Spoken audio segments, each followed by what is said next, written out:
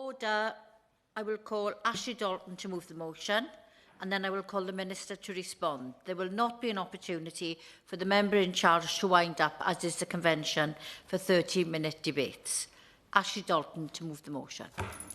Thank you, Mrs Harris, and may I say it's a pleasure to serve under your chairship. Today I'd like to focus particularly on the future of swimming in West Lancashire. And I'd like to start by acknowledging Swim England and Swimming Nature for their research on swimming and communities. Everyone has a relationship with swimming. Some people love it, they get to the beach and they run for the sea and they love water and being in it. And it's just as natural to them as walking on solid ground. But for other people, their relationship with water is far more complicated. For people who are not confident swimmers, like me, or for people who cannot swim at all, sometimes like me, being in water can be scary and panic-inducing. Swimming is far more than a hobby or something we watch at the Olympics every 4 years. It is a life skill. Now, Park Pool in Ormskirk and the Nye Bevan swimming pool in Skelmersdale have both served the communities in West Lancashire for over half a century. Over the decades, Ormskirk and Skelmersdale have boasted more than just swimming pools. The Park Pool and Nye Bevan have taught thousands of children how to swim. They've been a place for friends to meet and to meet new people, and they have given older people a place to remain active in retirement. But as the children that first learned to swim in West Lancashire's pools reach retirement themselves, our swimming pools are ageing too. Park Pool and Nye Bevan have both given so much to our community, but are reaching the end of their usable lifespan. They're struggling to cope with modern demands and they need major refurbishment or replacement. And West Lancashire is not alone in this. Nearly 2/3 of leisure centres in the UK need urgent investment, and there has been a growing fear that the industry could completely collapse in the coming years. Understanding the importance of our pools, West Lancashire Borough Council announced detailed plans for new health and wellbeing hubs in Skelmersdale and Ormskirk in 2019. I will. Is outlining the very clear issue and the critical need for improvement in the swimming facilities that are available. But Donald Liddy also mentioned in our last word for my intervention about the importance of leisure, the importance of physical activity, the importance of social interaction, the importance of well-being. All those things, they're critical for what that offers in relation to her constituents. My constituents have the same problem. The Honourable Ladies very clearly have. So when it comes to the improvement of the pools, it's really important that the issue of health and well-being is part of that scenario. Ashley Dalton. I thank the Honourable Member for his intervention and agree that swimming and leisure facilities more broadly are absolutely crucial in terms of the mental and physical health and well-being of all of our communities. And understanding that importance, West Lancashire Borough Council has issued plans that include replacing the leisure centres in each town and resiting those new facilities and keeping the existing provision open during construction to avoid any reduction in services to local people. But since then, the pandemic, the energy crisis and the huge rise in interest rates under the last government have seen the project rise by more than 30%, the costs rise by more than 30%, from 36.6 million to 49 million. But costs haven't just increased for new building facilities, the cost of simply keeping the doors open at Nye Bevan and Park Pool have increased too, not to mention the fact that the facilities are continuing to age. All this means that plans to replace our pools in West Lancashire are now at risk of failure. While West Lancashire Borough Council remain committed to delivering new pools for the community, it also has to empty the bins, provide housing support and look after our parks and green spaces. Local government finances have been squeezed to the bone over the past 14 years. Where once councils were able to undertake large capital projects to invest in the future of their communities, the rug has been pulled from under their feet. And we are left in a situation where the council have had no choice but to open a public consultation on the future of our pools in Skelmersdale and Ormskirk, a consultation that closes tomorrow. Since 2010, more than 400 swimming pools have closed in Britain, with deprived areas taking more of a hit than affluent areas.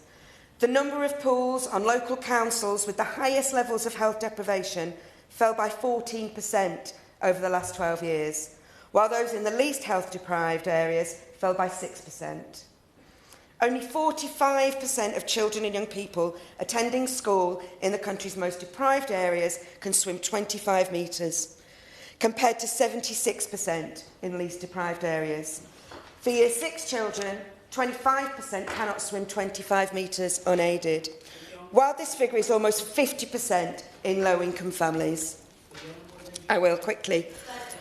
Thank you very much, Mrs Harris, and I'd like to thank the Honourable Lady for West Lancashire for giving way, and I do agree with her that swimming pools are very, very important. Like her, I'm not a very confident swimmer, but I would love to be.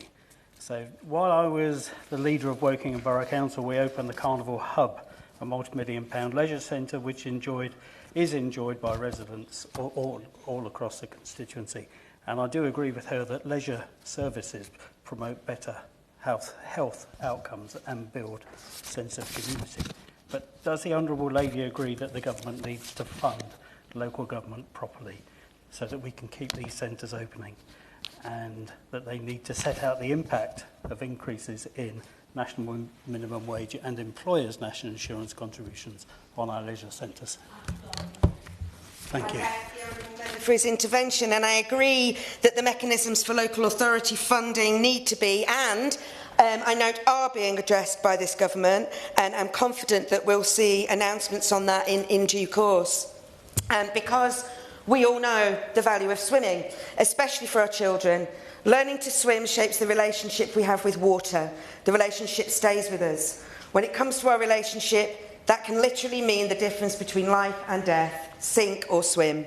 And our children understand the value of this relationship too. The school council at Crawford Village Primary School in Skelmersdale wrote to me last month. They are desperate for the pools in West Lancashire to remain open to the public because they know that access to swimming brings health, social and educational benefits to the community, which the honourable gentlemen that have intervened have mentioned already. And if not our council-run pools, the alternative is costly private leisure facilities. Bannatyne's Dew in Skelmersdale is the nearest private pool to Bevan. Yesterday, I looked at their website to see how much membership would cost me if I were to join. They state that subscriptions start from as little as £42.99 a month. As little as £42.99 a month. For a family of 5, that's over £200 a month. The council currently charge £15.99 a month per person to access all of their leisure facilities across 3 sites. But maybe you don't need a monthly subscription. Maybe you just want to swim for a day or 2 a week. Well, if you want to swim at the Park Pool or Bevan, you can do that for £4.70. But at private facilities like Bannatyne's, you can just buy an individual swimming session. You have to buy a day pass for £25. A great deal of the people who will be responding to the council's consultation simply won't be able to afford anything close to that. We know that when leisure facilities become less accessible for the community, it is those who come from lower income households who pay the price, literally. If you live in an affluent area and are classed as a middle income family, you have a higher chance of being able to swim than if you live in a deprived area. Even if you can't swim, you have a better chance of attending a school that can foot the bill for swimming costs, which have risen dramatically in recent years. I know that this government is committed to opening opportunities to children of all backgrounds. Announcements on investment in our schools, an additional £1 billion for SEND students and free breakfast clubs will all make a huge difference to the outcomes for children leaving school. It's transformational. But we also know that education is far more than what we learn in textbooks. It comes from interacting with the world outside of the classroom and learning life skills like swimming. West Lancashire Borough Council want our community to have access to swimming and leisure facilities. They want our children to form that positive relationship with water. They want to create a more social community and they want a more active community. but their hands are tied behind their backs. They tell me that they need the government to bring forward plans for councils to restructure local government finance so that they can invest in the big capital projects that will support our communities. And I appeal to the government today to do that. Help us unlock the funding that will give our community the access to the facilities they need.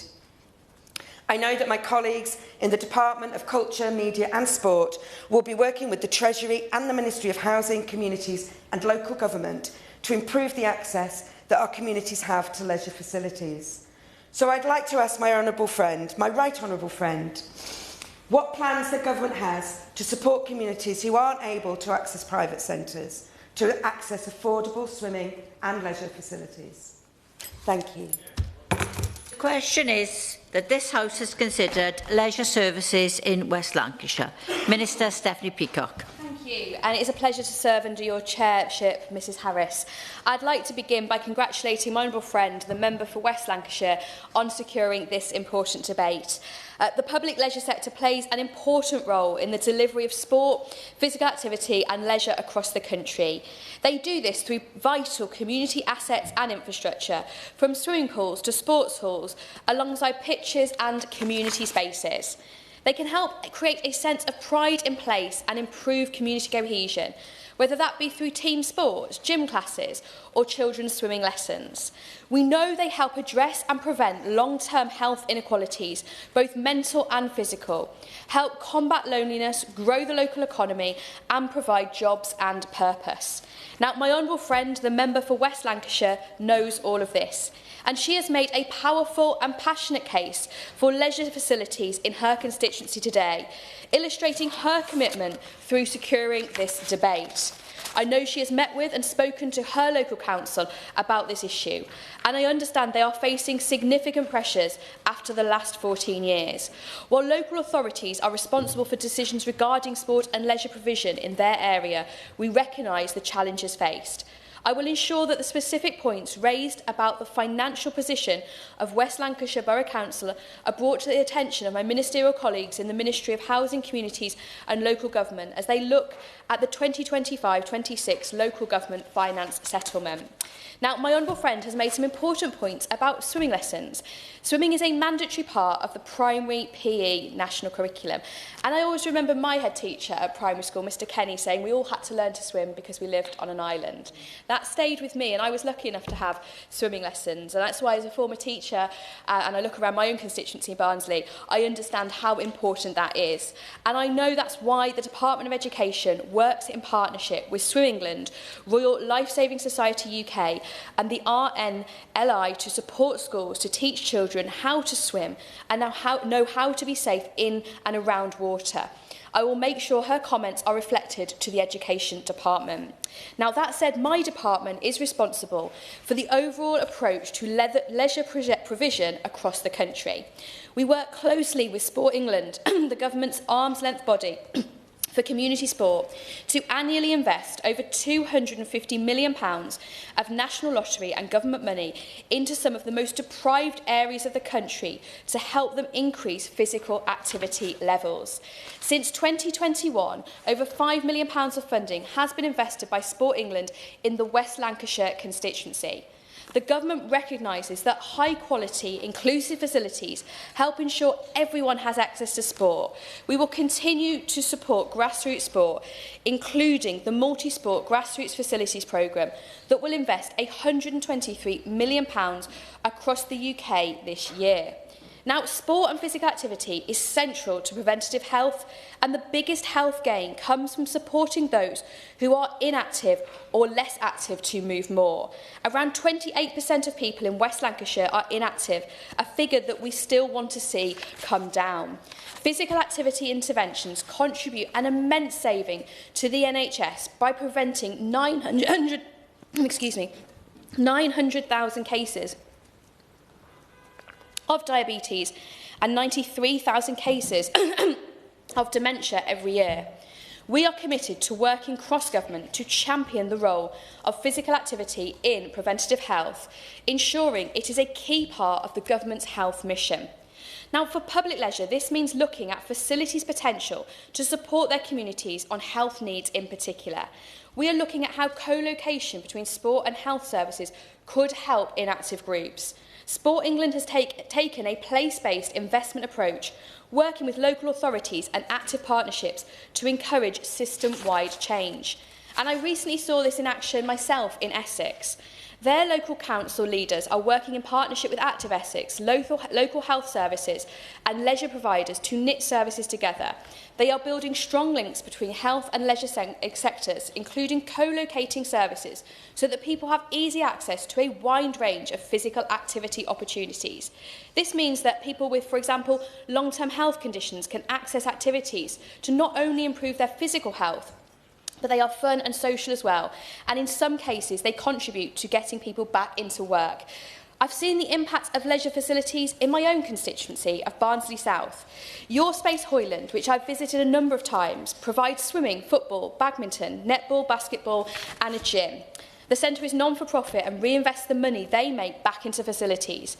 The centre is also home to a fantastic holiday activities and food programme in the summer, putting leisure at the forefront of the community. Now, indeed, sport and physical activity have a way of bringing people together. We all know that. There are multiple examples of similar work around the country. Good Gym, for example, is adapting to tackle the increase in isolation and loneliness by offering opportunities to combine physical exercise with volunteering and providing ongoing support to individuals. As the Minister for Tackling Loneliness, I'm keen to see what more the government can do in this space, and I recently held a roundtable with a number of organisations working on loneliness, and we will work to drive further progress over the coming months. Now, more broadly, my department will continue to look at ways to support such thinking as we look ahead to future policy around leisure facilities. We appreciate the huge contribution public leisure makes to health and well-being. We recognise the benefits of getting people active. My department will continue to work with the sector to look at ways that health, well-being and leisure facilities can work more closely together and support people across the country. The member for West Lancashire has made an important contribution today, championing her area, and I thank her for that.